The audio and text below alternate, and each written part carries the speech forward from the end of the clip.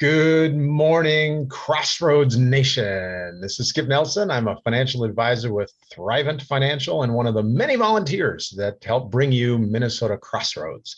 We've got a great morning for you, so buckle up. Lots of resources, great speaker. And at the end, we're going to talk about a lot of resources that we have for you in your job search that are free, F-R-E-E, free. That'll help you land quicker and smoother. And so make sure you stick around to the end. But as we get going, I'm going to share my screen very briefly. And we just want to welcome you. For those of you that are new to Minnesota Crossroads, great to have you. As I mentioned, the day is going to be a great one. We've got 𝙤𝙭𝙭𝙭𝙞𝙢, our fearless leader at Minnesota Crossroads, is going to give a comments on his kind of faith journey and his career search and life. And then we've got Jennifer Radke talking about maximizing social media in your job search, which is a huge element. And then I'll wrap things up with all those free resources for you. So make sure you stick around for all of that. Before we get going, I just wanted to touch base on something that becomes a bit of an issue, certainly in job search and life, and that's worry. Anybody worry? I heard somebody say actually that worry works because most things we worry about never happen. Right, so it works, but really doesn't. It's damaging. It's hurtful to us, and it makes things more difficult. But we certainly have things to worry about in life, and job search is nothing different. One of the things that I turn to in my job search, and that we're big believers in here at Minnesota Crossroads, is the Bible. And what does God say about worry? And in Matthew 6:25, he says, "Do not worry about your life, what you will eat or what you will drink, nor about your body, what you will put on. Is not life more than food and the body more than clothing? For your heavenly Father knows that you need all of those things." And the bottom line to that is that you're not alone in your job search or in life, things that you might worry about. God is there. And he's got a plan for you. A lot of times we don't know what the plan is, kind of would like the memo is to find out what that plan is. And we don't always get that. It might not be in our timing. I know in my job search, I had it figured out and how it was going to lay out and when I was going to land. And that's not how it ended up happening.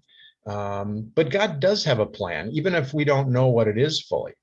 And if we just have faith and turn to him and let him know our fears and our worries, he is there and he will help us through that. He puts situations and people in our lives to help us through the times of worry.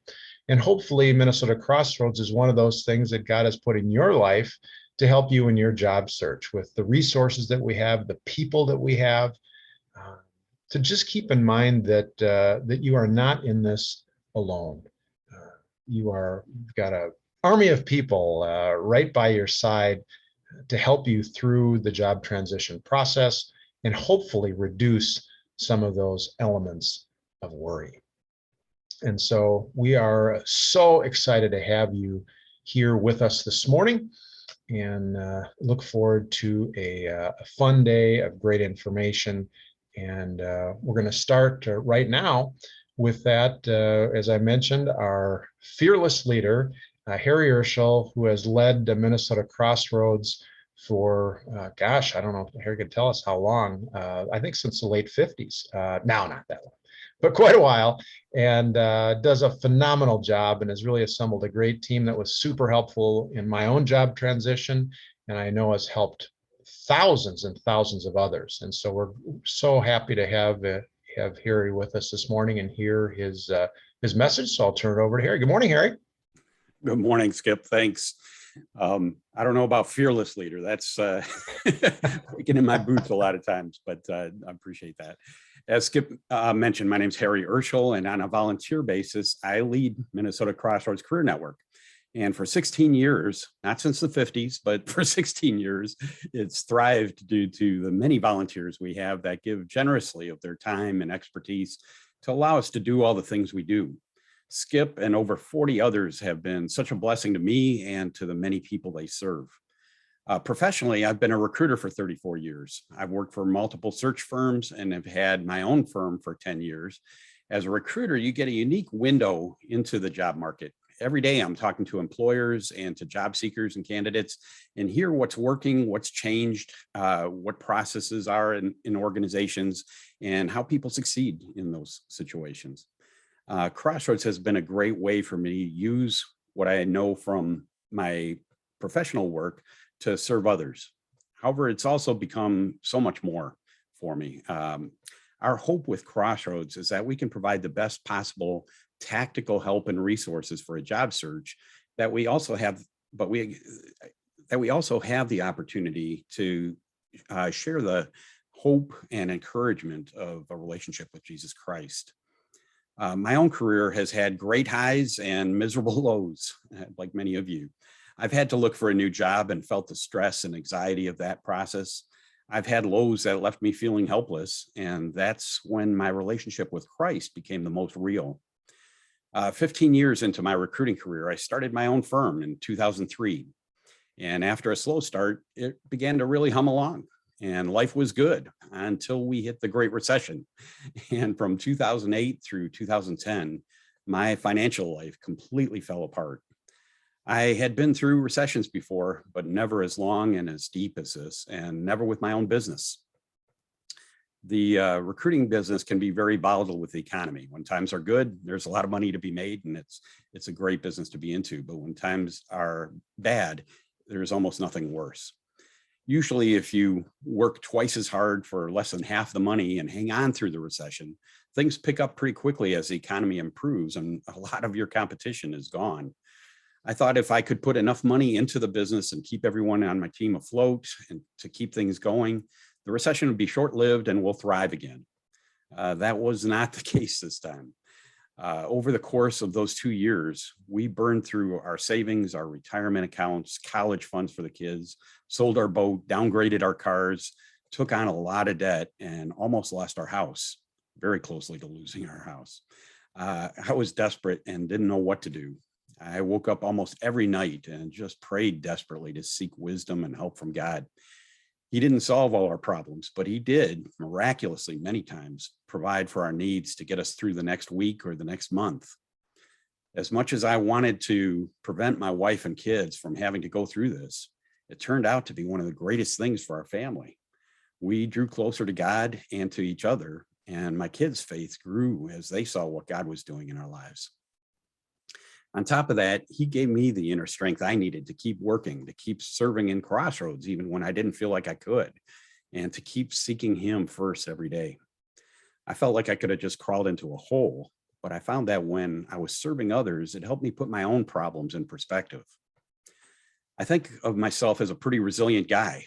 I always think I have one more gear to shift into to pull myself out of almost any situation or problem.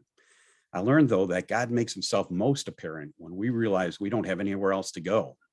As long as I thought I could still do it on my own, I took credit when something good happened. It wasn't until it was clear to me that I had nothing left and that all good things come only from him that he showed me who he is and what he can do. My relationship with him was never stronger than during my greatest weaknesses. He proved to me who he was in ways that I could never doubt again. I realized I had to go through a pit for him to get my attention and to teach me. I was too much of a knucklehead to learn it any other way. Over time, we were able to climb out of the hole. We're out of debt, we're building back savings, and life's looking much better again. I came to fully understand that life is full of ups and downs, and it always will be, and nothing in this world is forever. When I'm in tough times, I have to remind myself that this will pass. And when life is going incredibly well, I have to remind myself that this too will pass. But I can get through all things through him who strengthens me. I don't wish anyone to go through such difficult times that you bottom out as I did. I hope that others can learn quicker than I do. But I do hope you come to an understanding that it's only when we come to truly depend on God completely and acknowledge that what he's doing instead of taking credit ourselves, that he makes himself known to us. He becomes much more than an idea or a belief. He becomes the living, loving God that we see in the Bible, and he becomes active in our life in ways that are undeniable. And as you go through your job search, the best thing you can do for your circumstances and your own peace of mind is to seek him first. Acknowledge that you're ultimately not the one in control. He is, and ask him to show himself in your situation today. To that end, we want to help. And for each of you that registered for this webinar and haven't received one yet, you'll be getting a book in the mail as a gift from us that will help you wrestle with your circumstances and seek God in the process. It's a terrific devotional written specifically for job search. There's an index in the back to help you find topics that are most relevant for you. And I know the book can be a huge blessing to help you keep your focus on Christ. If you don't know what it means to have a relationship with Christ and ultimately why it's critical that you do, I'd love to have a conversation with you. Messages sent to me to the email addresses on the website, or messages that you send on the website, do come to me. So please reach out anytime and I'd be glad to connect. And with that, I'll turn it back to Skip. Thank you. Thank you, Harry. Wow, that's such a great story. And I think all of us can identify with so many of the things that you mentioned. That's so powerful. And how amazing it is to know that in our lowest times, where we feel least in control and most desperate for help, that God is there. And sometimes it takes the real low points. I know I found that in my own journey too, that that's when we feel his presence most strongly. So wonderful message, Harry. Thank you so much. Well, next, we are so fortunate to have with us Jennifer Radke. Jennifer is the CEO. So we got the top dog here, the CEO of the National Institute for Media. And what Jennifer specializes in is helping people maximize the use of digital media in their business. And gosh, our business in job transition is find a new job. And so it's an amazing tool and an incredibly powerful one. And she will help us make the most of it. So we are so fortunate to have Jennifer with us. And I'd like to welcome her and say good morning, Jennifer.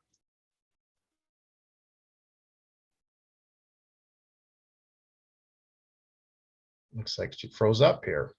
Are you with us? Or maybe she's just really, really still. Hello? No, she'll come back. Isn't that, well, speaking of digital media, isn't that interesting how things happen technology-wise? We just never know exactly what's going to happen. Things freeze up. And as dependent as we are now on digital type situations with Zoom meetings, how many of you are Zoomed out? Would just like to not have any more Zoom meetings if you could help it. Sometimes it gets to be a bit much. It's a wonderful technology, but it's something that we have to, it's a reality for us, right? I mean, so many of us, meetings and things that we used to be able to do in person with other human beings, we can't do anymore. And so the only way we can meet is via digital means. And Zoom is certainly can hear you. Yep. We can hear you. Okay. That's good. That's a step. It's a step in the right direction. Oh, no worries. That's technology for you. There you are. It's just been one of those mornings, I guess. It has. Well, you're a little splotchy, but we do hear and see you. Okay, well, hopefully this will get better with time. Indeed. Well, I think it will. We will not worry about it. We'll pray. Let's pray a little, yes. So, so everybody online, if you would just say a quick prayer that the technology will cooperate. God is very powerful, so he can even conquer the internet. So yes, I will turn it over to you, Jennifer, and we are really excited to hear your message.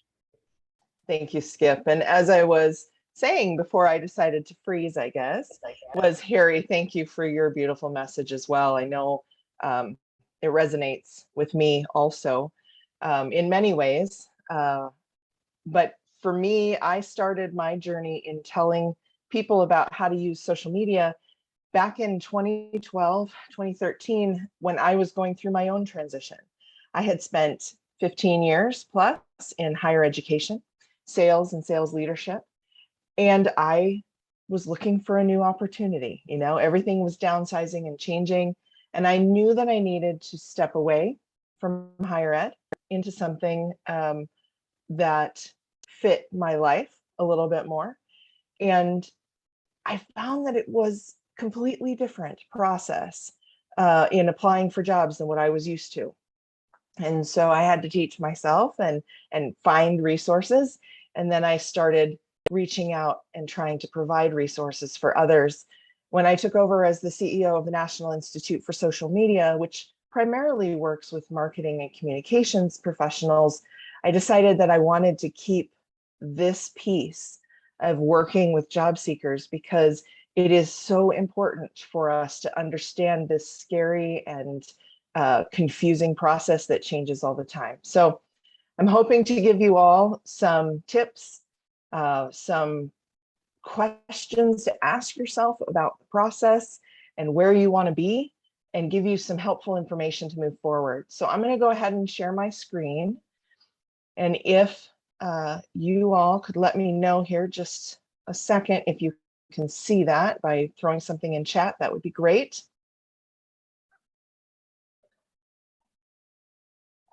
All right, fantastic. Thank you, guys. All right, so we're going to talk about maximizing social media for your job search. Some of you in here may not like social media. You may choose not to use social media for your personal things, and I get that, right? Like, I totally understand the process of not wanting to use it because it can be overwhelming and stressful, and there's a lot of negative stuff out there. But I can also share with you that there are really great resources online and the ability to connect. I mean, I think I saw Samara mentioned in there that the Zoom meetings are convenient, but misses being with people. And I agree with you. Social can connect us. It's not the same, but it can connect us in new and interesting ways when we're challenged. So we're going to talk a little bit about social. One of the things I wanted to start with, though, is if you happen to be a little bit older like myself and not really understanding why we're doing this whole social media thing, it's really that communication has changed. We don't use rotary dial telephones anymore. We use digital media, we use our smartphones, and we use social media to connect and communicate. And so we have to first admit that that's what's really happening here, is that we're changing the way we communicate. It isn't that we're communicating different things. It's that we're changing the tools that we're using.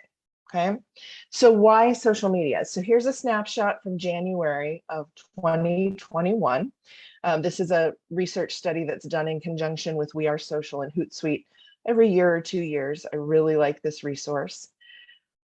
What I wanted to share, though, is the last one on the side says that there are 4.22 billion users in social media who are considered active. So they're utilizing social media. In 2019, that number was only 3.8. So it has jumped dramatically in the last 2 years. And the number of people who are being active on social has increased, which means we have to go where our people are, right? We have to go and communicate where they are spending their time. Social media is a communications tool. It's a channel to use. We don't have to stress about, picking and having the right phone number.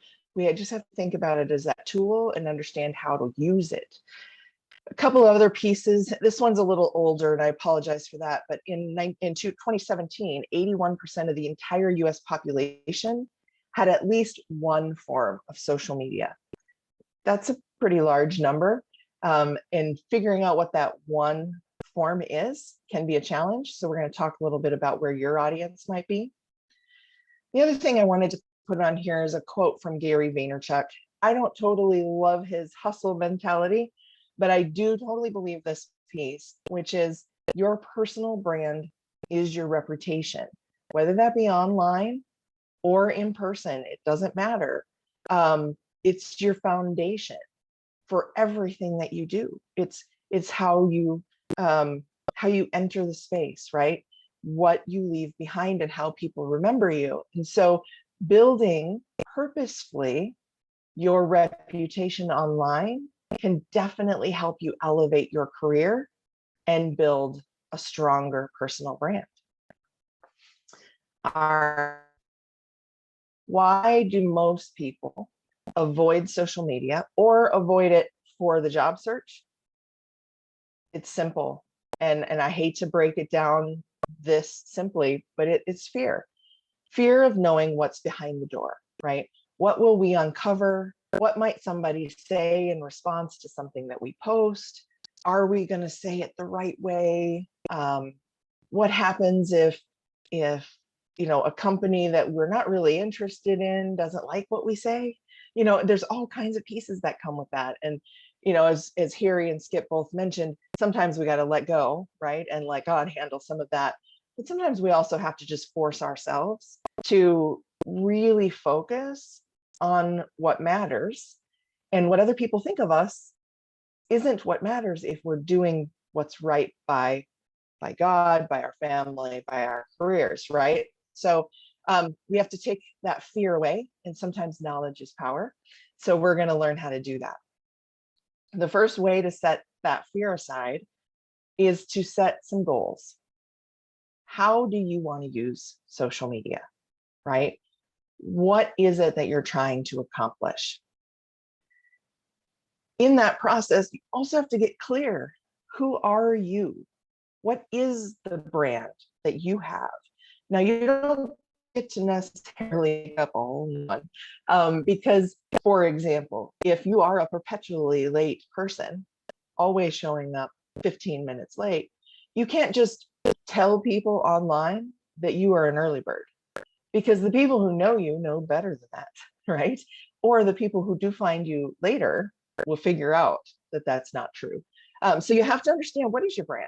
You can ask some questions about this, though, because we have a very broad basis, right? My brand, as the CEO of the National Institute for Social Media, is that I can understand and communicate and train social media strategy. But I'm also a mother of teenagers. Until recently, I was a caregiver. I am a booster club president, right? So it's like, there's more to me than that. I'm a crafter, right? But what if those things that I really want people to know about me when it comes to my online profile, when it comes to my job search? People don't need to know all of those pieces all of the time, right? So I have to sit down and think through, what is it that I want people to know? How do I want other people to engage with me? I am big into communication back and forth. If we could do it easily, I'd love to be able to chat verbally with each of you. So that's why I love the chat function, because it provides us the opportunity for questions and response. But that's how I want to engage with other people, and have people engage with me. So I need to be conscious of that when I am communicating my brand, so people know that, right? I also need to think through, if I have certain skills and experiences and expertise, how can I best share that information with other people?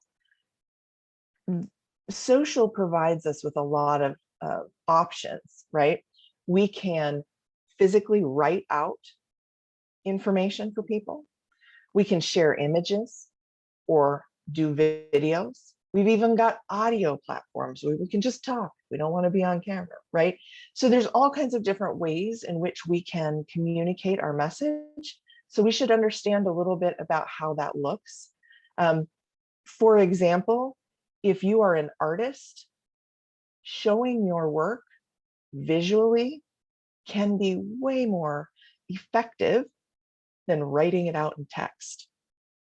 But if you are an accountant, showing your work visually may not be super stimulating for some people. You might have to write out the concepts and the rationale behind it for people to get engaged and understand what you're doing. So I'm hoping that helps you understand the difference here. Also, when you talk about what content format is best, that helps us lead to what tools we might want to use in this process. So the most important thing is to remember your brand is being built, whether or not you nurture it online. What we are doing online is allowing ourselves to kind of help present that to a wider audience. So we need to be clear about who we are, okay? The next thing we need to do is make a plan and then execute that plan. A lot of people jump right into social media and they start posting or connecting with people, but they don't have a plan. So we immediately feel like overwhelmed and disheartened because nothing is happening, or at least the things we thought that were going to happen aren't happening. And part of that is because we don't really know what we're expecting to happen, right? And we're just kind of throwing something at the wall. So we need to make a plan and execute that plan. And hopefully you'll learn some things today that will help you do that. And then finally, I'm going to talk about consistency. It's important to continue to maintain your brand, even after you land. Social media can help us quickly if we nurture it and continue to connect with our network. If we drop off because we land a new job and we never post and never update people and let people know, then we have to start all over again and get that ball rolling, and it's harder to do. So we need to be consistent. Okay, number one, focus, right? A lot of times I'll talk with job seekers and I'll say, what are you looking for? And what I'll get as a response is, well, I've done this, and I've done this, and I've done this, and I could do this, but it's all over the board. You guys have a gift right now. What do you want? What moves you? What motivates you? What are you best at? Because when we're delivering our best, we want to stay there. We're happy, we're more efficient, we're more effective, and the companies want to see that from us as well. So we need to focus in on what we're looking for. If we're trying to be everything to everyone so that we get our next job, it becomes very challenging for our hiring managers to know what it is we really want. And that's a lot of times where that fit thing comes in. And they're like, well, I'm not sure we're a good fit. It's because they weren't clear on what you wanted or what you could bring. So we have to get clear on that. We also have to get clear on who are those people that we need to connect with. Is it a hiring manager? Is it a human resources person? For our industry, really, who is it that we're trying to reach? You know, Harry and Skip, they both have their own businesses. Who are they trying to reach, right? Where are those people then spending their time online? We know they're online, but where are they spending their time? And we can get a lot of information by Googling, you know, where do human resource directors spend their time online? But I'll give you some information that will help you as well. Then also think through, how do they want to engage with you? I guarantee you, no one wants to be sold or given your resume within the first 5 seconds of talking with you. And the same thing applies in social. You can't say, hey, my name is Jen, here's my resume. Got any open positions? It's just not going to work. It's not building a relationship or building some sort of common ground there. So think about how they want to engage, and then remember your goals and focus in on connecting with those people that help you reach your goals. All right. Part of the process then, once we've done some of this searching and evaluation, is develop the right or choose the right social media platforms. I am not telling you you have to be on every social media platform, because there is no purpose in doing that. I'm the CEO of the National Institute for Social Media, and I can tell you right now, we're not on TikTok. We're not on Twitter Spaces or Clubhouse, because that's not really where our audience is spending their time right now.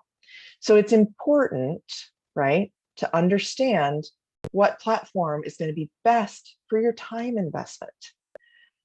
And there are a couple of things that come into place. The first one really is knowing your audience. If you know where your audience is and when they're spending your time, that should be the first thing that drives you. For most people in job transition, it is likely LinkedIn. That's why we do so much focus on your LinkedIn profile. But for some professions, that might not be right. It might be Facebook or Instagram, okay? Maybe even Pinterest. So it's important to kind of understand where your audience is. It does depend a little bit on the type of content that you can share out as well, and how you share that best. Now, most platforms provide us the opportunity to share in a variety of ways. So like on LinkedIn, you can share text, you can share image and video, you can even go live now if you can get yourself approved. There's a lot of different things that you can do. But for example, Instagram is very heavy image. So if you're a CPA, like I mentioned, or an accountant, it may not be the first platform you choose, because you have to visually connect with your audience before they will read the comments. So it might not be the easiest one to start with for the type of content you can put out there, right? But if you're an artist, it could be, right? Because you really want to get their attention. The third one here is to seek the dominant platforms in your industry. Notice I didn't just say, seek the big three, Facebook, LinkedIn, and right now, Instagram.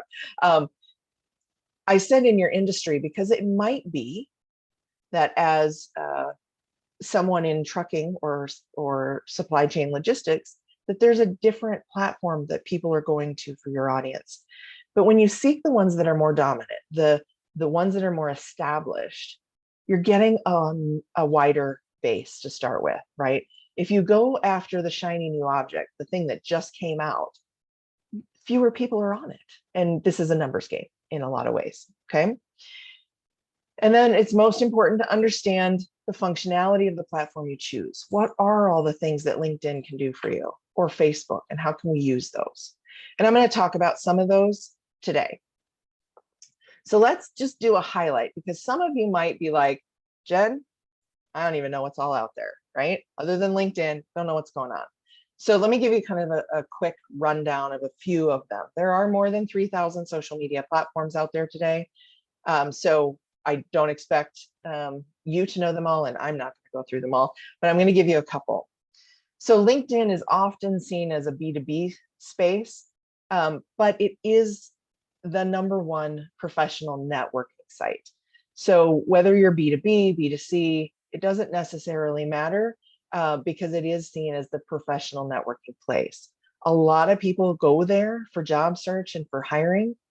The majority of users have a college degree and tend to be more urban or suburban.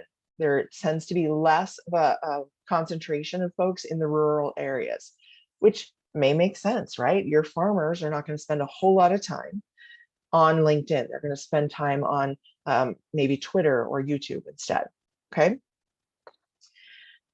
Speaking of Twitter, I swore I would never tweet.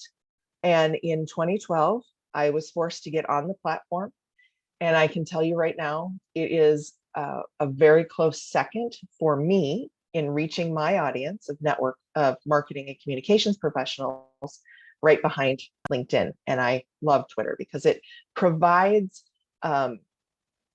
communication much easier than all the other platforms. You don't have to connect with people and be their friends first. You can kind of follow people and learn from people without all of the hoops. It does tend to lead a little bit younger. Right now, that would be in maybe mid-30s as an average. It is more location diverse. People in other countries utilize Twitter a lot more than we do here in the US sometimes. But it is where people go for news. So if you have content that can be newsworthy, or if you're in an industry that has a lot of news and you can share what's changing, what's coming, your perspectives on some things, then it can be a great place to go out there and share that content and connect with others. It's also a really good listening tool. You can learn a lot about a company by what they post on Twitter. YouTube. So YouTube is the #1 search engine out there, right behind Google. People use it for everything. My kid and my husband, they use it if they need to change the brakes, or recently my son shot his first deer, so he needed to figure out how to process it. They all go there for these things. So it is a great place. You can definitely stand out if you have DIY stuff. And if you haven't been there yet, you'll have to go to the Minnesota Crossroads YouTube, because all of these things are there as well. So you can get a lot of information from there. It's not necessarily an easy place to connect with hiring managers, unless, again, you're in the industry where you can really highlight what you do via video. Facebook is the one most of us love to hate, but it is still the largest social media platform out there. It is cheaper advertising. So if you have a business or you're starting out on your own, that's a good piece to understand. It is commonplace. Most people are there, or most businesses are there. So it provides us with the biggest general audience. Now, the reality is we use it for friends and family mostly. So how do you communicate your message? And we'll talk about that here in a few seconds. Instagram, I've referenced before, it's highly visual. It does lean a little younger as well, in teens to mid-20s or upper 20s, and higher percentage of women. Pinterest, again, is a higher visual. I apologize, my statistics on women there needs to be taken off. It's actually higher than that for women who are utilizing Pinterest as well. Great for retail, fashion, DIY. Okay, so these are just a couple.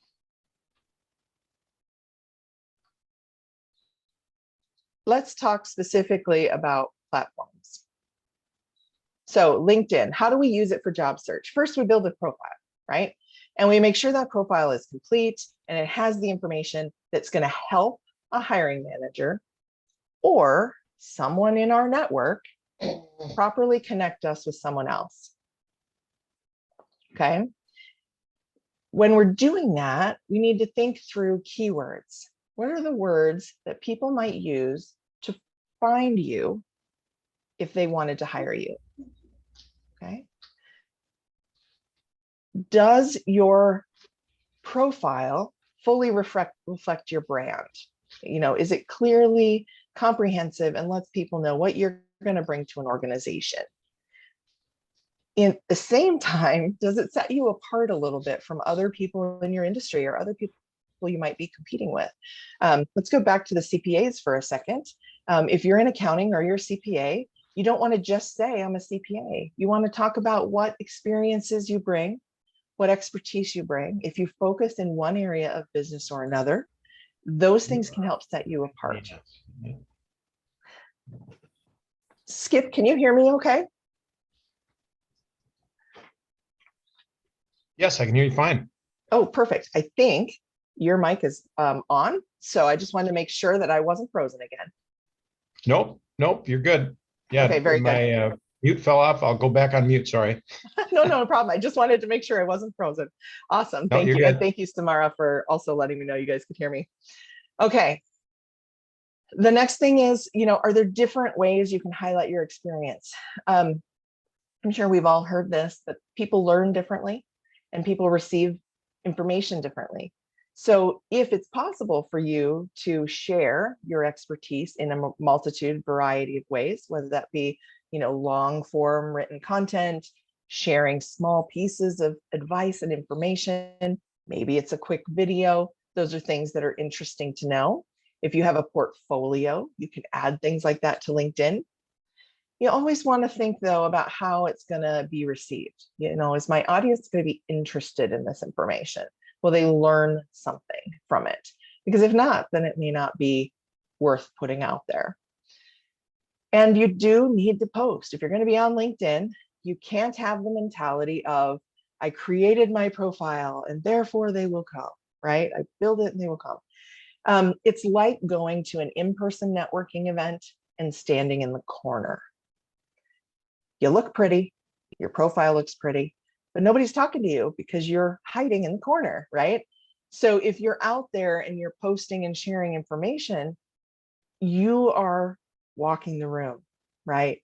You are getting to know people and sharing information, and that is engaging in a way that people want to engage back. Okay. And when you're posting, is the content you're posting all about your brand? Sometimes when we're in job transition, we start posting only about job transition. It's perfectly fine to share information like this one, this event on your LinkedIn profile because you're in job transition. It could be helpful for others, but you don't want all of your information to come that way if you're a project manager, because you want people to understand you're a project manager, right? That not just someone who's attending job seeking events. So make sure you're being comprehensive there. Okay. So some of my best practices are post regularly. A lot of times people say, Jen, what does that mean? Well, it means something different for each of us. Ideally, you're posting 2 to 3 times a week. But some of you might go, Jen, I haven't posted 2 times this year. It's okay. Okay. Start where you are and improve. So if you haven't posted more than twice in this year, then do once this week. And try again for once next week. We've got the holidays coming up, so you maybe will skip a couple weeks, but then, just try to keep improving so that you are posting more frequently and more regularly. You can also get more comfortable with posting by commenting on other people's content, right? If Skip or Harry or George or Tina shares something out there and they happen to be in your network and you find that interesting, comment on it. Tell them why you find it interesting. It's even okay to say that you don't necessarily agree with it as long as you are respectful and you share why, right? You might have had an experience that would say that before you do X, you should maybe try C, right?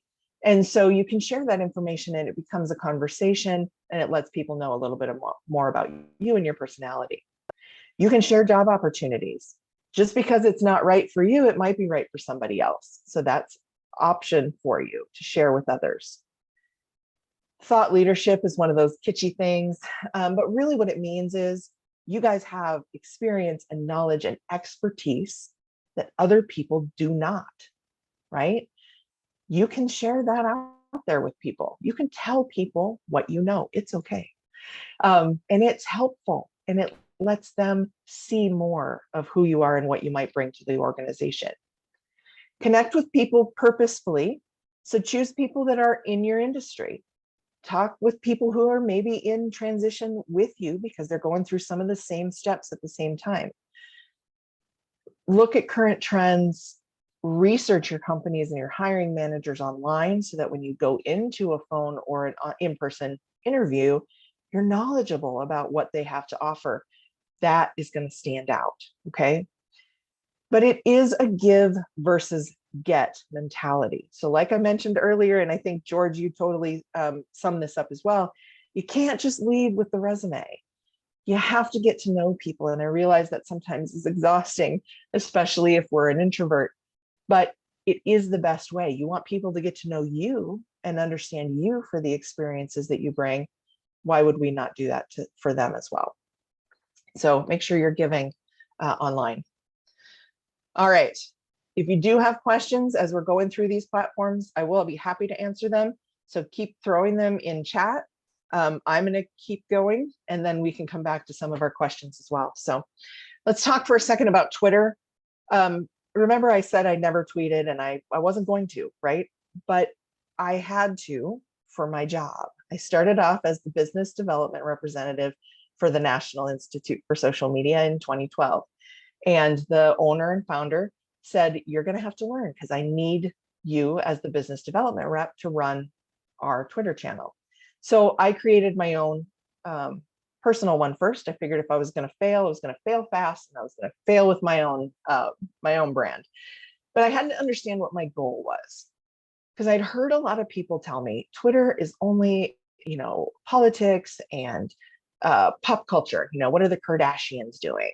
And back at the time, I think a lot of people posted like what they had for lunch, pictures and whatnot. I didn't care about any of those things. I had to think about what my goal was. And my goal was to connect with marketing and communications professionals, to learn about social media, but also to tell them what we had to offer for social media. So I figured out what my goal was. I completed my profile, made sure it was helpful, telling people what it was I did, where I was located, how to reach me. I added hashtags if they were relevant. And then I started to learn how to use the platform. And as I mentioned earlier, it's a great way to talk with other people, right? But you have to tag people to let them know that you're talking, right? If I wanted to talk with George on Twitter and I didn't use his name, not just George, but his actual Twitter handle, he wouldn't know if I was talking to him or the million other Georges that are out there, right? So I need to be able and understand how to tag him. So there's some functionality I needed to use. I also needed to think about, okay, well, what kind of content am I going to share here? At the time, it was 180 characters. Now we have 240, so we've got a little bit more room to talk. But it was like, what am I going to share, right? What is that information that's going to be important? How do I want to communicate? So I figured out some of those things. I added some images once in a while. I was making sure that everything was consistent with my brand. And most importantly, I went out there and I searched and followed people that had similar interests, people that I wanted to connect with, marketing and communications professionals. I didn't connect with the Kardashians or follow, Jimmy Fallon. I may like Jimmy Fallon, but he's not going to help me right now. I might find him entertaining, so great. I can search him out and look up his jokes later, but I need to find those people who are going to be right for me to have communications with. So that's who I went out and followed. And very quickly, I found my people, my tribe, my audience, whatever you want to call them, right? And I grew my Twitter to be a communication portal for things like marketing, communications, and education, those things that are part of my brand, right? And I did that by responding to people in a timely fashion. If they tag you in a post, you don't want to wait a week to respond, right? And this would be true on every platform. I tried to join conversations. There are things called Twitter chats that happen on certain days of the week at certain times. And as long as you're following that hashtag, you can have a conversation with people that are having and asking questions and offering advice. There used to be one, I don't know if it still happens because I haven't been on it in a while, called hashtag T, the letter T, chat. And it was about talent and talent acquisition. It's a great place to go for HR leaders, right? You can Google popular Twitter chats right now and see what's there. It is a nice platform. If you're not already there or you don't think your audience is there, don't go there, right? But if your audience is there and you think it's the right way for you to communicate and connect with a wider group of people, then this might be a good one for you. Okay, Facebook. I would ask you to raise your hand and let me know if you're on Facebook, but it doesn't matter, okay? If you're on Facebook, great. Do you have to post your resume on Facebook? No, please don't. Your friends and family don't really want to see your resume, okay? But Facebook is a new website, right? It's the place that people go to learn about companies and to learn about important people, industries, changes. So why are you here? Likely we're all here for the same thing. We're there to, connect with family and friends. I share pictures of my children here, right? This is not important to a job transition, but it is important for me to know what my purpose is here. I have set my privacy settings actually fairly open on Facebook because I am very diligent about what I post and don't post. So you can find me even if we're not friends. But if you don't want to be that open, I would go to your privacy settings and lock things down a little bit. Please note that just because you lock things down doesn't mean Everything is private. So if you were dancing on tables last weekend because you had a little too much to drink, don't post pictures about it. Your potential employer could still see it, right? Okay, so just be careful about that. Think still about what type of content you're sharing. Is your audience actually spending time there? They might be, but what are they doing when they are there, right? And does that matter? There might be other features other than just your personal profile here that you might want to use, like LinkedIn events or private groups, Facebook Live to communicate more via video. So there's lots of options. And so you want to kind of dive in and see what they are. It is a family and friends network. So you want to make sure you're approaching it as such.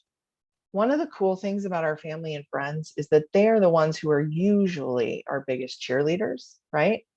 So it is helpful to tell them what you're looking for. And I wouldn't just say, hey guys, I'm looking for a new opportunity. Because unfortunately, even though they're our biggest cheerleaders, they may not always understand what it is we do for a living. And so if we're clear, they will be better at providing us with opportunities, right? So tell them who you're trying to reach, what kind of roles you're looking at. And you don't have to do that by a big post that goes out to everyone. You could do it via Messenger, a private message, and just let people know selectively. You know, it might be that your second cousin twice removed is not the most helpful in finding opportunities. So they don't have to know, right? It's okay. But in your job search, Facebook can be an enormous listening tool. So I would go out there, just like you do on LinkedIn, and search up a company, see what they post. They're going to be more relaxed on Facebook than they are on LinkedIn. They're going to talk more about employees there, if that's their culture, right? So you'll get a little better picture by going here and doing some research. It's still a conversation platform, and you still need to post things that are engaging if you want people to find you via your content here. So you need to think through what you're posting and engaging with. Okay. Variety is always encouraged, but definitely on Facebook, we get a little bit stale with the same stuff all the time. So think about if there are different ways in which you can share your message. Okay, last platform that we're going to just talk about, because it is one that I get asked about so often, and that's Instagram. I have chatted a little bit about it. It's highly visual. So you got to make sure that the content you're posting is images that are going to catch people's attention. And then you have lots of room to talk about it in text as well. Please know it is owned by Facebook, or Meta now. A lot of people say, I'm leaving Facebook because I hate that company and I'm going to Instagram. And I'm like, well, okay. It's owned by Meta, so Facebook is its owner. You do have to share here. Just because you have a profile on Instagram will not help you be seen by far. If you're not sharing content, you will not be seen by others. You need to be consistent here. And that really is posting at least once a day usually, because Instagram is going a lot faster than some of our other platforms. It is also important to build your audience by commenting and engaging with other people's posts, and this can be a challenge for some of us. More than any other platform, hashtags are important, and I'm going to talk just a second about what hashtags are, because a lot of us get confused. So what is a hashtag? So for most of us, it's the pound sign on our telephone. No one calls it that anymore. It allows you to get involved in real-time conversation. So like I mentioned in Twitter, if you have a hashtag and you put that in your search, you can see all of the content, all of the tweets that have used that hashtag. So you can engage in that real-time conversation. This is true on every platform. The other way that I think about it is it's just a search tool. So if I'm going to post something about Facebook, I'm going to use hashtag Facebook or hashtag Meta so that people know the content that I'm posting about is that. And if they're interested in that, great, they can read more. If they're not, they can skip it, right?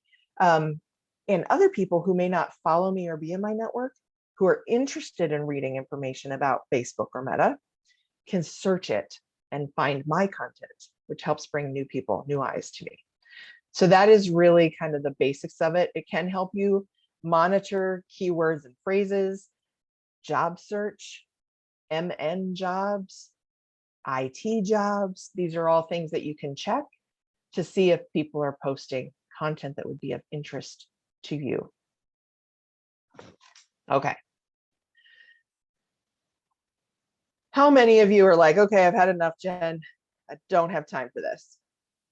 I'm sure there are a couple, right? And that's okay, because now that I've overwhelmed you, there is a little bit of information that can help to give you to kind of settle down and realize you don't have to do it all, right? Before I do that, I want to point out, Samara, fantastic point. Accessibility and accessibility readers is huge, and something we often forget about. So when you do hashtag, and I should change my slides for that too, but do a hashtag, you should capitalize the first letter of each of the words in that hashtag so that the electronic readers, the accessibility readers, can read it correctly. So thank you for that. That is very important. And in like my hashtag on the PowerPoint, if you want each letter read individually, like NISM, you need to capitalize each of those as well, and then the pulse. So great point. Thank you for bringing that up. Okay, time management. Let's figure out how we put this all in. There are tools, and I encourage you to do a few things to help you get there. Okay, my PowerPoint's being slow. There we go. So the first one is to set aside time each day to create, curate, or respond to content. One of the biggest things I hear about the use of social media is it's such a waste of time. I spend all day and I get nothing done. Part of that is we don't have our goals, right? But another part of that might be that we're not being intentional about the time that we're spending. I mean, how often is it that we get into a rabbit hole of some kind? We go on Facebook and all of a sudden we see something our family has posted, and we're doing that. We're not doing our job search. I mean, let's be real. Most of us have that. So be specific, set aside some time. Maybe it's 30 minutes in the morning to find content or share, create content of your own. And then maybe it's another 30 minutes towards the end of the day where you're responding and engaging with other people's content. But you're setting aside time to be specific, right? And it does not have to be and should not be 8 hours a day. I work in social media, but I'm not on social media 8 hours a day. It might look like it because of some of the tools that I use, but I'm not on there 8 hours a day. Okay, so set aside some time. Stay focused. Okay, I don't know if you need a calendar app to help you with that. I don't even know if you need to shut down all your other windows on your computer screen and just go into LinkedIn for now. But whatever it is, really stay focused on what you're doing. And then you can utilize some things that can help you. So these are a couple of free tools. There are others out there, but there are some that I really enjoy. The first one is buffer.com. Buffer is really easy to use and user-friendly, and it's a scheduler. So if I spend 30 minutes in the morning looking for content that I'd like to share, I might find 3 or 4 articles during that 30 minutes that I think would be really great to share with my audience. Shows a little bit about my personality, what I know, what's happening in the industry. But if I show them all or share them all at one time, it reaches a small subset of people who were there at that one time. And it may even overwhelm a few people because they saw all 4 or 5 that I shared, right? So instead, I want to space that out. And I may want to share one today, one tomorrow, maybe one in the morning, and maybe one in the afternoon, right? So I can do that with a scheduler like Buffer, and they do have a free version. Hootsuite used to have a free version. I think that's going away, but that is another scheduling tool. And then the last one here, bit.ly.com. Bit.ly is a link shortener. Sometimes if we go out to, like Entrepreneur Magazine or something, the web address for a blog post that we get is, 3 miles long. You don't want to copy and paste that into your LinkedIn or Facebook or Twitter because it looks kind of junky. Bit.ly will shorten it down, and there are others there too. Buffer actually allows you to shorten things within that tool. These things will help save you time. I mentioned this at the beginning when I talked about consistency, but I wanted to reiterate it here. If you're in job search, again, you don't want to spend 8 hours a day just doing this. You need to send out your resumes and do your interviews and do some additional networking meetings and things. But you need to save some time for social when you land so that you can keep things moving. You never know when there might be another opportunity, when there might be a new person to network who would maybe be a good hire for the company that you're at or help you reach your goals professionally faster. So keep those things going to some level once you land. All right. So the key points again are have clear goals, know your audience and where they are online so that you can choose your best platform for you. It's going to be different for each person here. And then share content that's valuable and relevant to your brand, being consistent in your time. Okay. That was a lot. I will upload this PowerPoint also to my LinkedIn featured section for the next 3 or 4 days. So if you want to grab the PowerPoint, you can. I know Harry will also put the whole recording on YouTube. These are my main contact information pieces. So if you'd like to connect with me, I'd be happy to chat. And right now, I will take any questions that you all have in the chat box. I'm happy to answer or show you a few things if you're curious about platform specifics. So Samara, great idea. Yes, you also should give a text description. It's called alt text in your photo or image for visually impaired.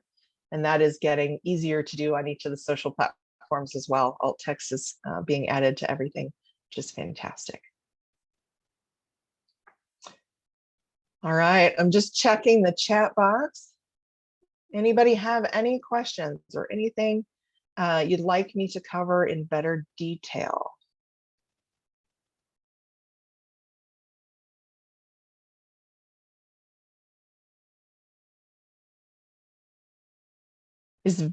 Great question, Leanne. So is video needed on LinkedIn now, personalized? So you have a couple of options, and I'm not necessarily 100% sure which one you're asking about. You can do video on your mobile device for your profile picture. So the headshot picture that's on your profile, too many of the same words. You can personalize that video. Is it needed? No. Does it show a level of expertise or mastery of the platform that could be helpful in certain professions? Sure. LinkedIn will allow you to upload videos. So if you have done a video and you've got it on YouTube or something, you can upload video. And now LinkedIn is giving certain folks the opportunity to do LinkedIn Live, but that is actually less and less common. I actually just got it for myself and the National Institute for Social Media about a week and a half ago. So it's not needed, but it is an option to highlight, your expertise and mastery of the platform and to show your content in a different way. Harry, great scheduling tool. I haven't used slacksocial.com before, but thank you for that resource. Yes, I can talk a little about header photos and profile pictures. Absolutely. Here, let me actually go straight to LinkedIn for a second. So I have mine in dark mode right now. So if it doesn't look like your LinkedIn, don't panic. You can change it to dark mode in your settings if you'd like. But I think what you're asking about here is your header photo and your profile picture. So your header photos, you should have one. And what this does is simply shows that you understand to use the platform, and it gives a little bit more variety to your profile. It doesn't have to be specifically relevant to your industry, but it can be. So like mine is a laptop with the National Institute for Social Media on it right now. Sometimes it has an outdoor scene, sometimes it's me at a conference or whatever. So you can have whatever in this big header photo that you'd like, but I would have it try to be something relevant to your brand. It can be an outdoor image. Just make sure whatever pictures you use are yours or have Creative Commons license that allows you to use them. You can't just take things off the internet and claim them yours. You know, you got to make sure that they're eligible. So you can go to like free image sites like pixabay.com or something like that. Your actual profile picture should be a more traditional headshot. It should be fairly current. Okay, you don't want to have one that's 20 years old, because if I'm going to meet you in a coffee shop, I need to know who I'm looking for, right? A lot of people like to get super creative in this headshot, and I recommend that you actually don't get too creative. You can be outside or have a traditional, you know, inside gray background kind of thing if you want, and if that's your brand, but let it show your face, you know, shoulders and up. Don't do a full body because most of us are on our mobile devices, and so that little circle gets awfully small. So make sure that you're using clear pictures that shows the whites of your eyes, and it's okay to smile or show your personality. Okay, this is so good. Leanne, no, you do not need to have these videos done professionally. You can choose, and your headshots don't need to be done necessarily professionally. They can be, and a lot of job seeker groups have offered free headshots before, but it doesn't have to be. You can get somebody take a nice picture with their phone. Okay. Beth, I do think that you can set up, but it's going to go through Zoom. So I don't think there is a direct video link through LinkedIn, but you can connect your Zoom with it if you like. No, it is not crucial, in my opinion, to have premium.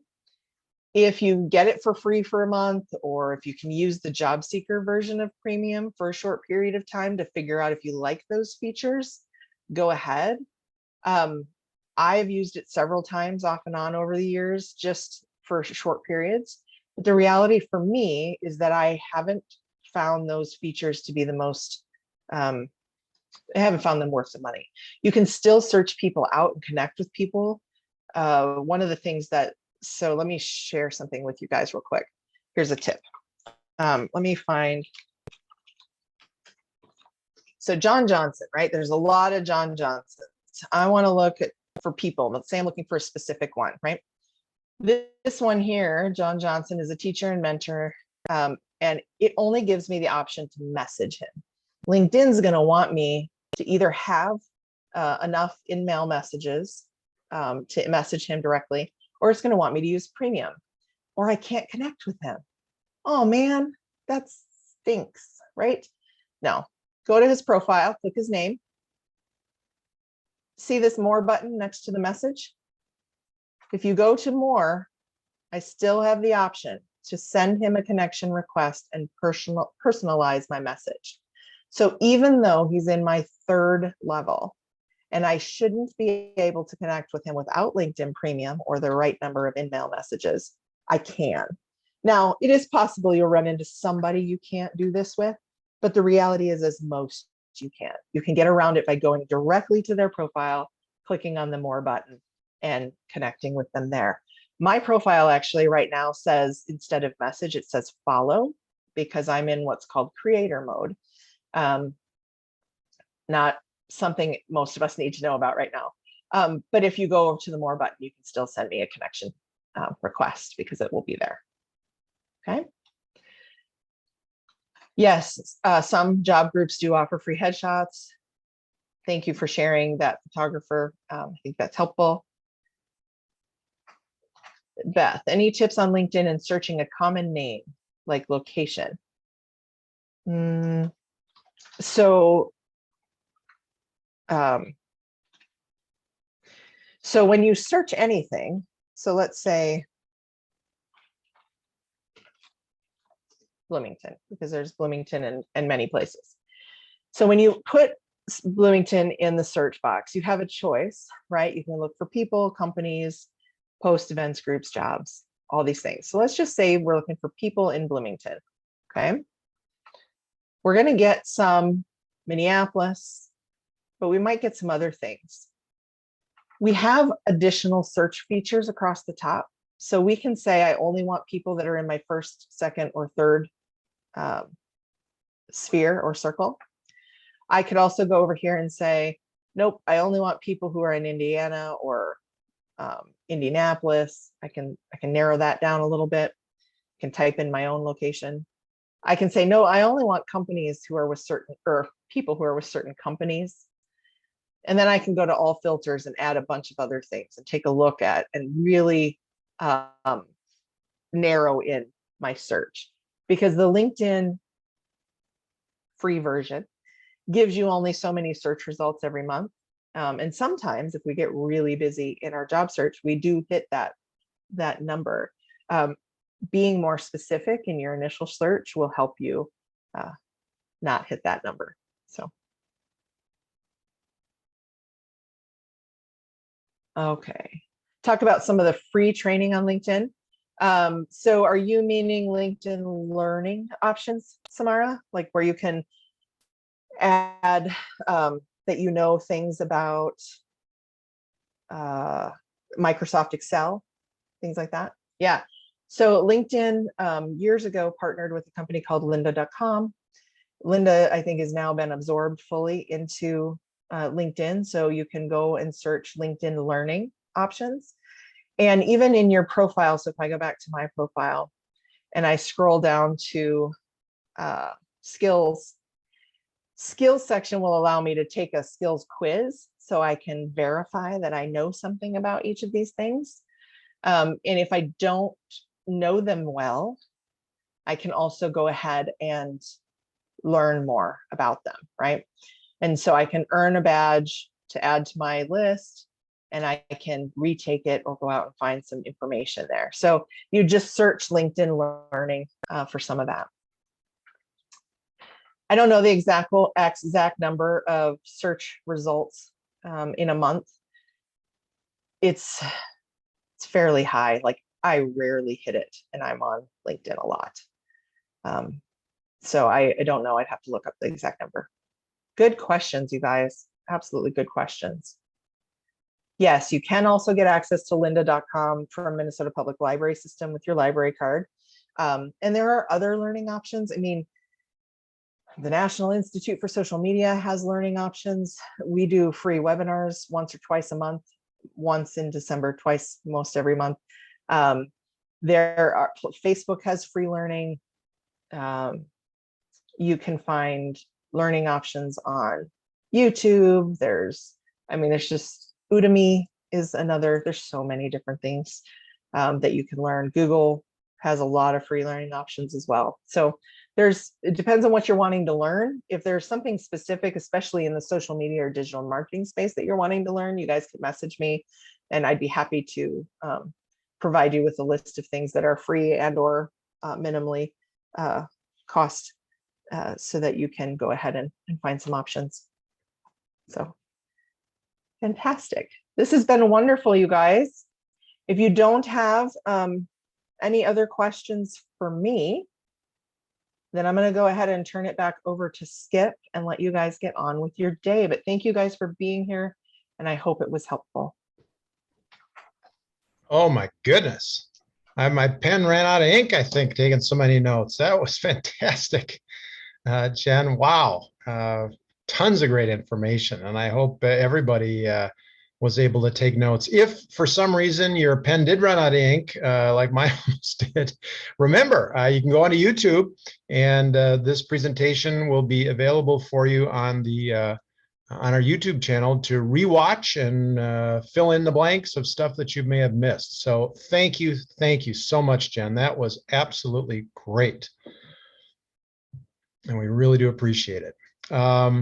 So as I mentioned at the beginning of our time together this morning, free resources for you in job transition, and we've got them at the Minnesota Crossroads. And so I'm going to share my screen with you, and we're going to talk about some of the free resources to help you through the job transition process. The thing that I found when I was in transition is I'd started my own company out of college, and I'd never even looked for a job. And so I really had no idea that there really is a correct way to look for a job. I just figured I'd, go on a couple of interviews and fill a couple applications and take my pick from all the jobs that would be available, right?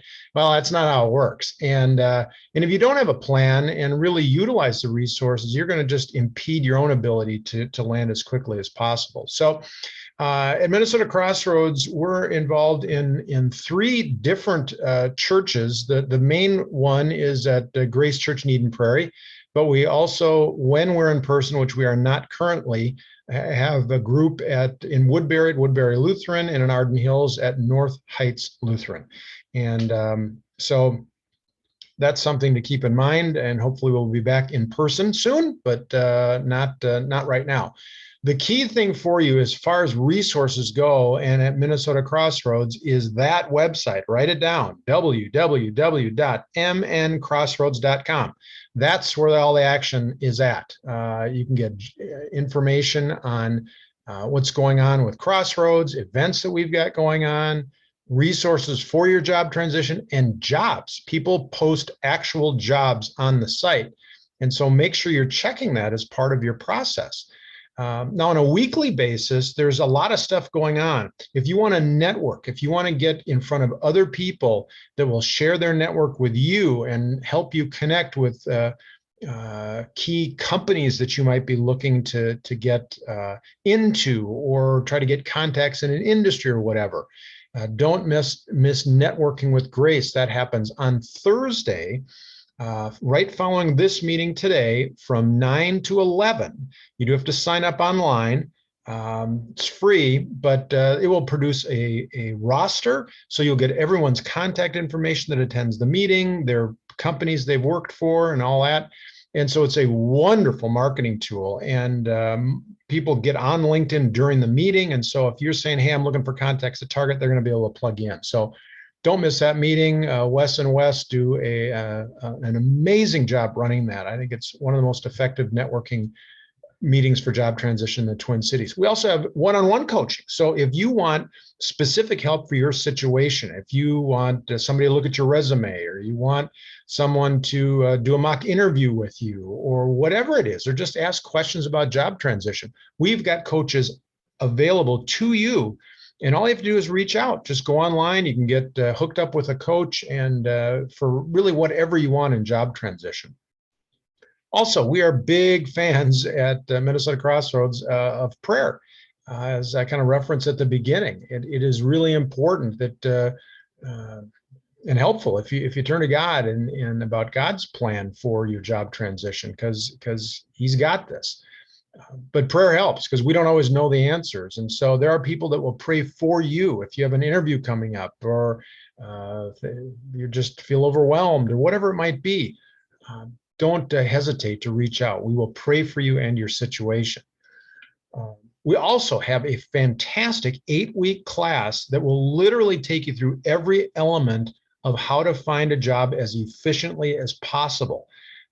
We're starting new meetings, classes every month, so you can sign up and you get assigned to a group of 4 to 8 people usually that are also in job transition, going through it, and you'll have a coach assigned that will take you through the 8-week study, and it is fantastic. It really lays out exactly how to do it, what to do, how to prioritize, all the stuff you need to know.